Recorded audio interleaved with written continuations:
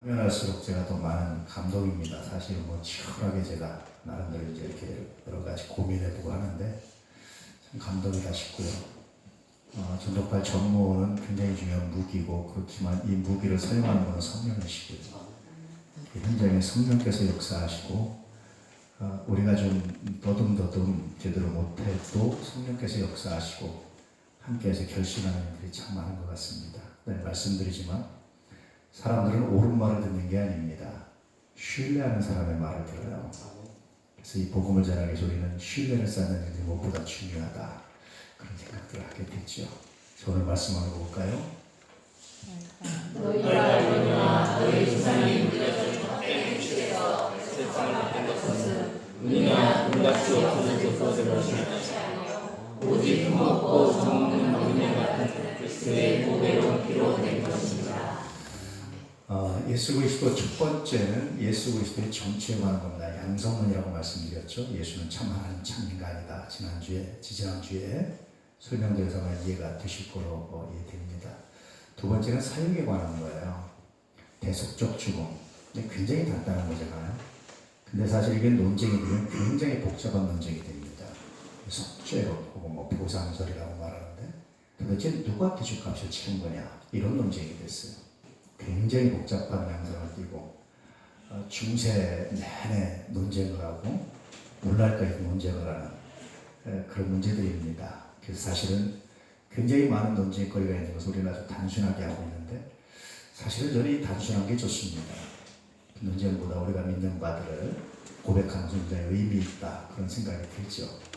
그래서 두 번째는 예수님의 사역에 관한 겁니다. 첫 번째는 예수님의 정체성, 아이덴티티에 관한 거라면, 두 번째는 예수님의 사역에 관한 겁니다. 예수님이 무슨 일을 하셨느냐라는 거죠.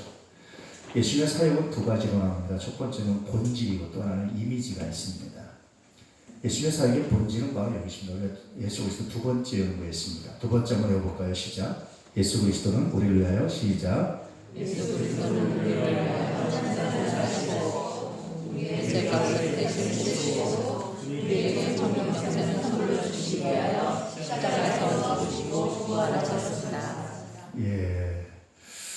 여기 있는 최모 씨를 제가 시키고 싶은데 자꾸 틀려서 시키겠습니다. 근데 그거 아주 단순한 거죠. 이건 사역의 본질입니다. 근데 사역의 이미지들이 있어요.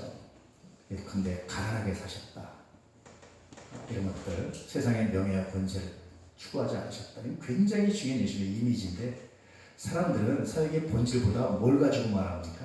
이미지를 가지고 말해요. 전도 현장에 나가다 보면 예수님의 사역의 본질을 가지고 공격하는 건 별로 없습니다. 예수는 이렇게 했는데 요즘 교회들은, 요즘 목사들은 요즘 뉴스 봐라, 왜 그렇게 돈이 많냐, 왜 많으냐고 이미지를 가지고 말하고 있어요. 근데 사실은 여러분, 이미지가 아무리 좋아도 그 이미지 가지고 구원받는 게 아닙니다. 사역의 본질이 우리를 구원하는 놀라운 능력이고 은혜죠. 할렐루야. 그래서 여러분, 복음을 전할 때, 특히 이 복음을 전할 때는 사역의 이미지를 가지고 말할 때 우리는 다시 어디로 돌아갑니까? 본질로 돌아가야 되는 거예요. 끊임없이 본질의 문제를 고민하지 않으면 심각한 문제가 생기죠.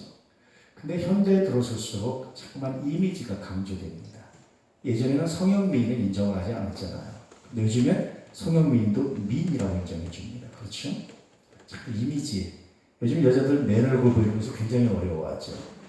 맨 얼굴이 실체인데 자꾸 이렇게 얼굴 화장해서 꾸미는 모습, 이미지를 보여주기 원하잖아요.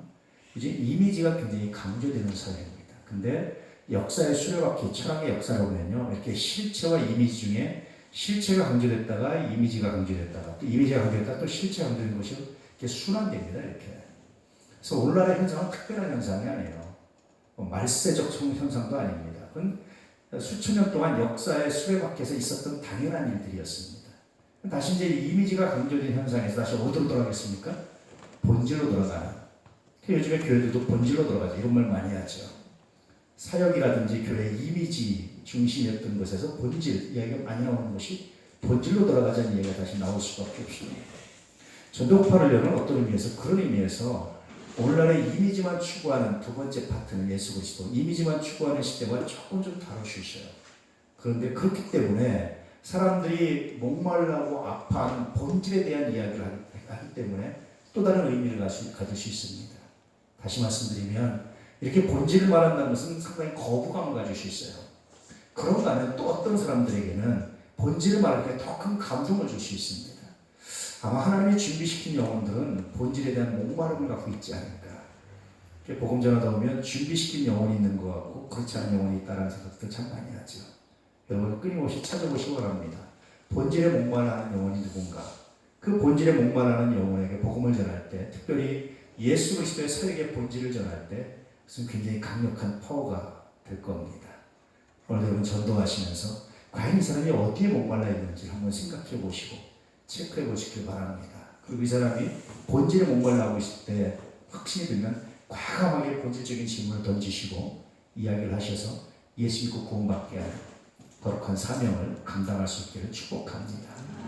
예수 그리스도 두 번째 파트너에서 굉장히 놀라운 어떤 의미에서 이 시대에 어떤 의미에서 또 다른 허점의 문제를 이 시대가 안고 있는 어떤 문제를 터치해주는 굉장히 중요한 그런 과정입니다.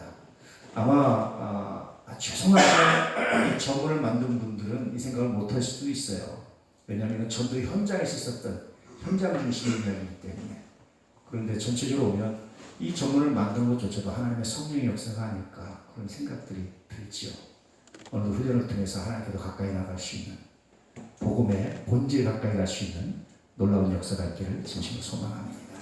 감사합니다.